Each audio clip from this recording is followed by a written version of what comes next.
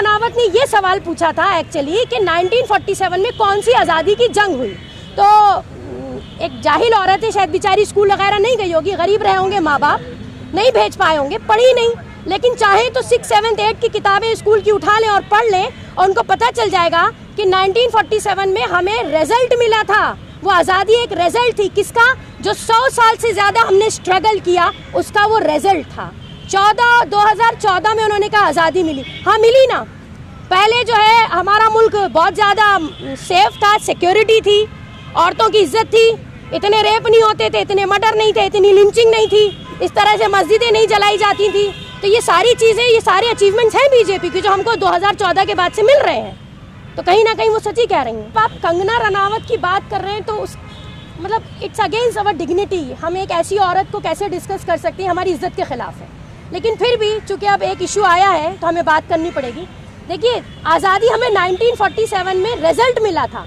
आज़ादी की लड़ाई तो हमने 1756 में स्टार्ट करी थी। सबसे पहले सिराजुद्दौला बंगाल में, वहाँ से आज़ादी की लड़ाई शुरू हुई थी। उसके बाद लड़ाई पहुँची हैदर अली टीपू सुल्तान के बाप पर। फिर उसके बाद उस लड़ाई को जारी रखा 17 साल तक टीपू सुल्तान ने। जिस दिन टीपू सुल्तान शहीद हुए उस दिन अंग्रेज़ों ने कहा था आज हिंदुस्तान हमारा हो। यानी अगर टीपू सुल्तान शहीद ना होते तो शायद इतना कंट्रोल ब्रिटिशर्स का हिंदुस्तान पे ना बनता। ये बात तो सही है कि एक साल जब उन्होंने किसानों को बिठा लिया, कितने किसान मर गए, सुसाइड करके मर गए, उन पे गाड़ियाँ चढ़ा दी गई, बेचारे दिल्ली की ठंड में मर गए, ठीक है, बेघर हो गए, कितने बहुत नुकसान उठाया उन्होंने। लेकिन मैं आपको बताऊं कि हमें जब कुछ हासिल करना होता है तो हमें उसकी कीमत देनी पड़ती है। जैसे 100 साल लड़ने के बाद 1947 में आज़ादी मिली, इसी तरह किसान 1-1.5 साल से जो बैठे रहे, अब जाके उनको मैं ये तो नहीं कहूँगी कि वो पूरे कामयाब हो गए, क्योंकि ये गवर्नमेंट जो है ये झूठी गवर्नमेंट है, तो जुमलेबाज गवर्नमेंट आप कह सकते हैं। तो हो सकता है इसमें भी एक पॉलिटिकल कोई स्टंट होगा। यकीनन इलेक्शंस आ रहे हैं तो हो सकता है, क्योंकि अगर सही मानों में ये बिल वापस लिया जा रहा है तो मैं समझती हूँ उसी प्रोसीजर से वापस लेना चाहिए जिस प्रोसीजर से इसको लेकर आए थे। तो बहरहाल जो टिकट है जो स्पीकर हैं मेन सारे यूनियन के, उन्होंने तो कही दिया है कि वो लोग अभी नहीं हटेंगे और उन्होंने बहुत सही फैसला किया है और हम सबको सैल्यूट करना चाहिए फार्मर्स इस मूवमेंट को। मैं आपको बताऊं, जब से हिंदुस्तान आज़ाद हुआ है 70 साल में सबसे 2 बड़ी मूवमेंट कौन सी आई हिंदुस्तान में? CA/NRC और फार्मर्स। ये 2 सबसे बड़ी अब तक की मूवमेंट्स हैं जो आज़ादी के बाद से उठी हैं और आपने देख लिया कि दोनों ही में गवर्नमेंट को मुंह की खानी पड़ी। ये तो इसी तरह के हैं, बेचारे थूकते हैं फिर चाट लेते हैं। एक तरफ बजरंग दल के लोग, संघ परिवार के लोग एक त्रिशूल दीक्षे कर रहे हैं और दूसरी ओर हम लोग संविधान दीक्षे कर रहे हैं। संविधान को बचाने के लिए, यहाँ के लोगों के हक को और यहाँ के लोगों के राइट्स को बचाने के लिए हम लोग यहाँ पर संविधान दीक्षे कर रहे हैं। पूरे मुल्क भर में यही संविधान दीक्षे हो रहा है। हम लोग कॉन्स्टिट्यूशन को बचाने निकले हैं, एक तरफ ये लोग कॉन्स्टिट्यूशन को दबाने निकले हैं, तो हम लोग बचाने निकले हैं। यही मैं ये कहूँगा कि लोगों से कि कॉन्स्टिट्यूशन को समझे, कॉन्स्टिट्यूशन के प्रियम्बल को पढ़े, कॉन्स्टिट्यूशन के प्रियम्बल को समझकर आप अपनी लड़ाई लड़ें और इन फिस्ताई ताकतों को नीचे उतारने तक आप लोग अपनी लड़ाई लड़ें।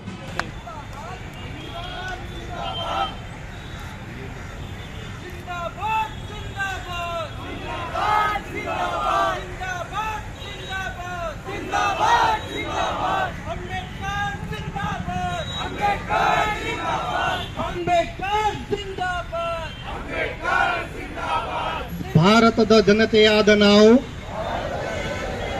ಭಾರತವನ್ನು ಸಾರ್ವಭೌಮ ಸಮಾಜವಾದಿ ಜಾತ್ಯತೀತ ಪ್ರಜಾಸತ್ತಾತ್ಮಕ ಗಣರಾಜ್ಯವನ್ನಾಗಿ ರೂಪಿಸುವುದಕ್ಕಾಗಿ ಭಾರತದ ಎಲ್ಲ ಪ್ರಜೆಗಳಿಗೆ ಸಾಮಾಜಿಕ, ಆರ್ಥಿಕ ಮತ್ತು ರಾಜಕೀಯ ನ್ಯಾಯವನ್ನು ವಿಚಾರ, ಅಭಿವ್ಯಕ್ತಿ, ನಂಬಿಕೆ, ಧರ್ಮ ಮತ್ತು ಉಪಾಸನೆ ಸ್ವಾತಂತ್ರ್ಯವನ್ನು, ಸ್ಥಾನಮಾನ ಮತ್ತು ಅವಕಾಶಗಳ ಸಮತೆಯನ್ನು ದೊರೆಯುವಂತೆ ಮಾಡುವುದಕ್ಕಾಗಿ ವ್ಯಕ್ತಿ ಗೌರವ, ದೇಶದ ಏಕತೆ ಮತ್ತು ಸಮಗ್ರತೆಗಾಗಿ ಎಲ್ಲರಲ್ಲಿ ಭ್ರಾತೃತ್ವ ಭಾವನೆಯನ್ನು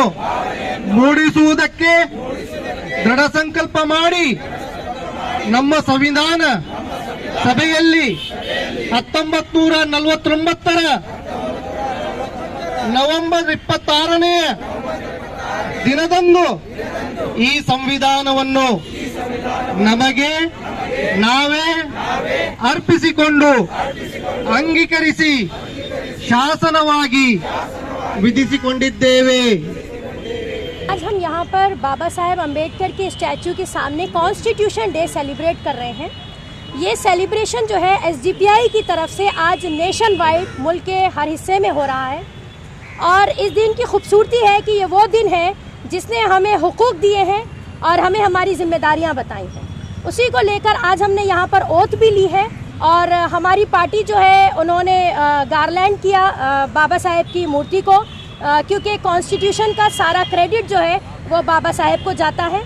और इसके बाद हमने जो है कुछ कॉन्स्टिट्यूशन के पहलुओं पर भी बात करी, जिसे हम फंडामेंटल राइट्स और फंडामेंटल ड्यूटीज़ बोलते हैं। ये हमारी जिम्मेदारी है कि हम कॉन्स्टिट्यूशन को पढ़ें, समझें, अपने हुकूक का सही इस्तेमाल करें, जैसा कि हमें कॉन्स्टिट्यूशन ने गाइड किया है, और हम कॉन्स्टिट्यूशन को बचा के, देखिए मैंने अभी अपनी स्पीच में कहा कॉन्स्टिट्यूशन इंजन है उस मशीन का जिस मशीन से ये मुल्क चल रहा है।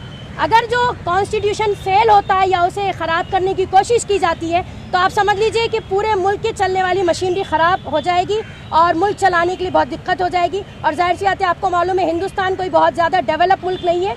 हम लोग सब ज़्यादातर जो गरीब है, ये हिंदुस्तान जो है वो एक गरीबों का मुल्क है, किसानों का मुल्क है, ये आम इंसान का मुल्क है। तो बचाना तो पड़ेगा ही, क्योंकि अब हमारे सर्वाइवल का सवाल है। आज social democratic party of India SDPI Gulbarga की जानिब से यहाँ पर कॉन्स्टिट्यूशन डे के मौके पर हम लोग संविधान दीक्षे एक प्रोग्राम किए, जिसके अंदर यहाँ पर तमाम लोगों को संविधान की एक प्रियम्बल की कॉपी दी गई और साथ में कन्नड़ा और उर्दू में प्रियम्बल यहाँ पर पढ़ा गया। एज ए शपथ के तौर पर हम लोग यहाँ पर लिए।